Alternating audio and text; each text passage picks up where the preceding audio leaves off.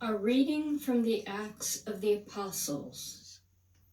Then Peter stood up with the 11, raised his voice and proclaimed, "You who are Jews, indeed all of you staying in Jerusalem, let this be known to you and listen to my words.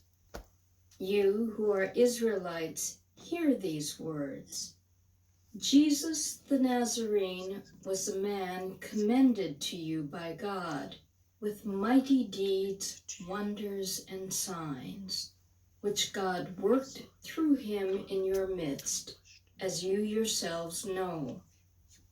This man, delivered up by the set plan and foreknowledge of God, you killed, using lawless men to crucify him. But God raised him up, releasing him from the throes of death, because it was impossible for him to be held by it. For David says of him, 'I saw the Lord ever before me. With him at my right hand I shall not be disturbed. Therefore my heart has been glad, and my tongue has exalted. My flesh too will dwell in hope, because you will not abandon my soul to the netherworld, nor will you suffer your Holy One to see corruption. You have made known to me the paths of life. You will fill me with joy in your presence. My brothers, one can confidently say to you about the patriarch David that he died and was buried, and his tomb is in our midst to this day.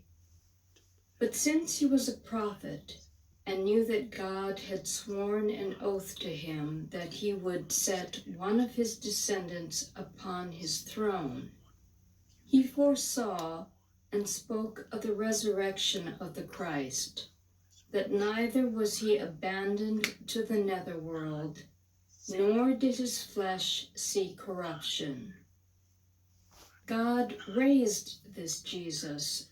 Of this we are all witnesses. Exalted at the right hand of God, he received the promise of the Holy Spirit from the Father and poured him forth, as you see and hear.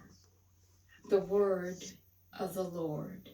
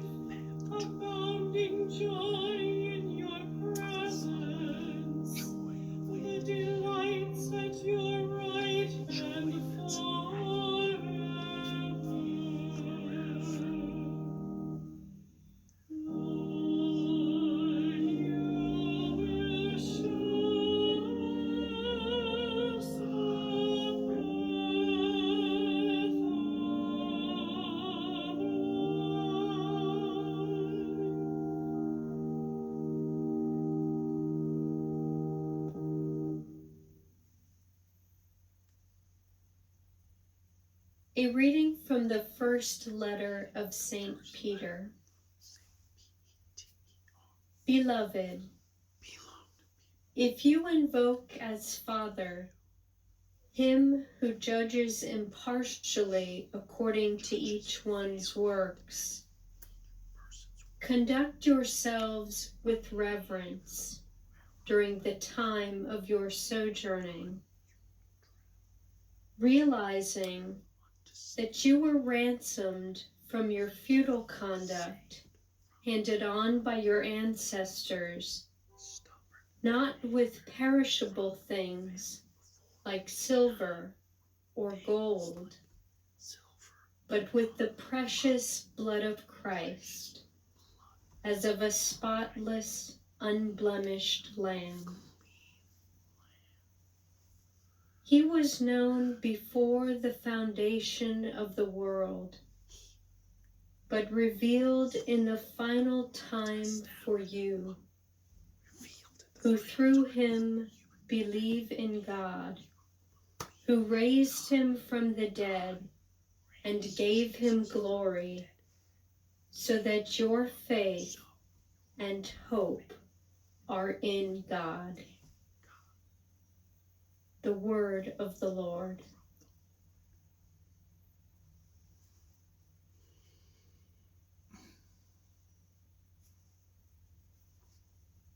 A reading from the Holy Gospel according to Luke. That very day, the first day of the week, 2 of Jesus' disciples were going to a village 7 miles from Jerusalem called Emmaus. And they were conversing about all the things that had occurred. And it happened that while they were conversing and debating, Jesus himself drew near and walked with them. But their eyes were prevented from recognizing him. He asked them, "What are you discussing as you walk along?" They stopped, looking downcast. One of them, named Cleopas, said to him in reply, "Are you the only visitor to Jerusalem who does not know of the things that have taken place there in these days?" And he replied to them, "What sort of things?"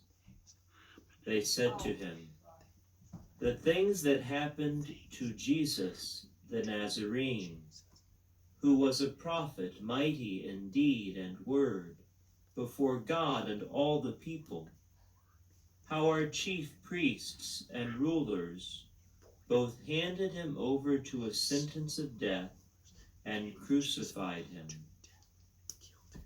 But we were hoping that he would be the one to redeem Israel. And besides all this, it is now the 3rd day since this took place. Some women from our group, however, have astounded us. They were at the tomb early in the morning and did not find his body. They came back and reported that they had indeed seen a vision of angels who announced that he was alive. Then some of those with us went to the tomb and found things just as the women had described, but him they did not see. And he said to them, "Oh, how foolish you are!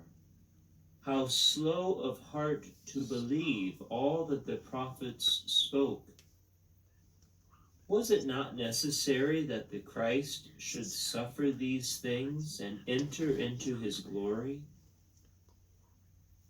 Then, beginning with Moses and all the prophets, he interpreted to them what referred to him in all the scriptures. As they approached the village to which they were going, he gave the impression that he was going on farther. But they urged him, "Stay with us. for it is nearly evening and the day is almost over. So he went in to stay with them. And it happened that, while he was with them at table, he took bread, said the blessing, broke it, and gave it to them. With that, their eyes were opened, and they recognized him. But he vanished from their sight. Then they said to each other, "Were not our hearts burning within us while he spoke to us on the way and opened the scriptures to us?" So they set out at once and returned to Jerusalem, where they found gathered together the 11 and those with them who were saying, "The Lord has truly been raised and has appeared to Simon." Then the two recounted what had taken place on the way, and how he was made known to them in the breaking of bread. The Gospel of the Lord.